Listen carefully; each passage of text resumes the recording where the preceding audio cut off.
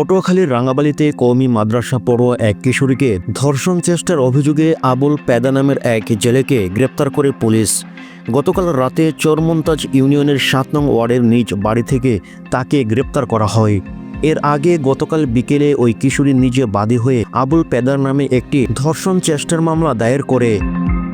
মামলার এজাহার সূত্রে জানা যায়, বেশ কয়েকদিন যাবৎ প্রতিবেশী আবুল পেদা ওই কিশোরীকে কুপ্রস্তাব দিয়ে আসে। গত রবিবার দিবাগত রাত 3:30টার দিকে ওই কিশোরী নিজ বসতঘরের পেছনের টয়লেটে প্রাকৃতিক ডাকে সাড়া দিতে যান। এ সময় আবুল পেদা সেখানে পৌঁছে ওই কিশোরীকে জোরপূর্বক ধর্ষণের চেষ্টা করেন। তাৎক্ষণিক কিশোরীর ডাক চিৎকারে স্থানীয়রা এগিয়ে এলে আবুল পেদাকে হাতে নাতে ধরে।